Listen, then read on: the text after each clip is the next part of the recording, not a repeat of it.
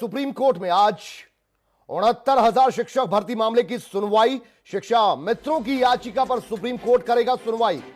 3 जजों की खंडपीठ करेगी मामले की सुनवाई। शिक्षा मित्रों ने की है। कोर्ट ने 21 मई को मांगा था पास शिक्षा मित्रों का डेटा।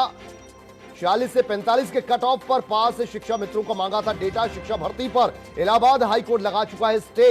हाईकोर्ट की लखनऊ बेंच ने 3 जून को स्टे लगा दिया है।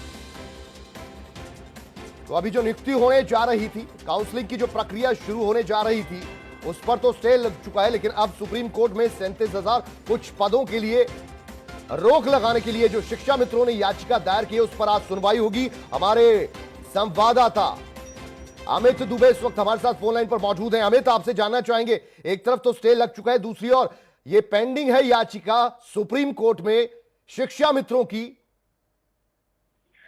जी बिल्कुल, देखिए जो स्टे लगा है वो हाई कोर्ट से लगा है। मामले की जो सुनवाई है वो सुप्रीम कोर्ट में जाए तो फिर सुप्रीम कोर्ट जो डिसीजन देगा वो हाई कोर्ट पे भी लागू हो जाएगा। लेकिन पिछली जो सुनवाई हुई थी तब सुप्रीम कोर्ट ने स्टे नहीं लगाया था और सुप्रीम कोर्ट ने साफ किया था, सरकार से डिटेल मांगी थी, खासतौर 40-45 की कट ऑफ में जो शिक्षा मित्र पास हुए हैं, क्योंकि शिक्षा मित्र लगातार जो मेरिट लिस्ट है, जो मार्किंग रखी गई, उस मार्किंग को डाउन करने की बात कह रहे थे और साथ ही जो लगातार एक्सपीरियंस रहा है उनके काम करने का, उसे भी यहाँ पे वो प्रोवाइड कर रहे थे। तो ये चीजें जो है वो सुप्रीम कोर्ट ने पिछली सुनवाई में सुनी थी और उसके बाद यूपी सरकार से अब जो जानकारी मांगी गई थी, ये टाइम दिया गया था आज सुनवाई, तो यूपी सरकार ने अपनी सारी डॉक्यूमेंट्स जो है वो यहाँ पे सबमिट करेगी और उसके बाद फिर सुप्रीम कोर्ट देखेगा कि आखिर मामले में शिक्षा मित्रों की मांग कहां तक उचित है।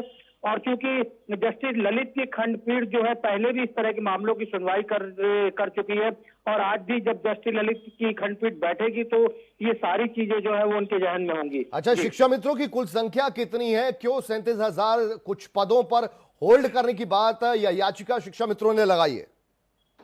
देखिए, क्योंकि मामले की पिछली सुनवाई थी जिसमें कि यूपी गवर्नमेंट से डेटा मांगा गया था, अब उस डेटा के बाद सुप्रीम कोर्ट अपनी आगे की कार्रवाई करेगा। हालांकि सुप्रीम कोर्ट की सुनवाई के बाद हाई कोर्ट में कई तरह के डिसीजन है, यहाँ तक कि नियुक्तियों पे स्टे भी हो गया है। लेकिन क्योंकि मामला सुप्रीम कोर्ट में, सुप्रीम कोर्ट अपने मामले संज्ञान रखते हुए चीजों पे कार्रवाई करेगा और हो सकता है कि आज जब सुनवाई हो तो जो हाई कोर्ट ने स्टे जारी किया है उन चीजों को लेके भी सुप्रीम कोर्ट गाइडलाइन जारी करे। जी अच्छा, क्योंकि सुप्रीम कोर्ट पहले ही कह चुका था जो भर्ती प्रक्रिया है वो अब चलती रहनी चाहिए और एक मियाद भी थी उससे पहले तक नियुक्ति हो जानी चाहिए, लेकिन इस बीच हाईकोर्ट स्टे लगा सकता है, स्टे लगा चुका है। अब ऐसे में क्या सुप्रीम कोर्ट ये शिक्षा मित्रों की 37,339 पदों पर होल्ड करने की जो याचिका की सुनवाई कर रहा है, इसमें जो आपने बात कही उस पर भी सुनवाई हो सकती है जो स्टे लगाया गया हाईकोर्ट की ओर से?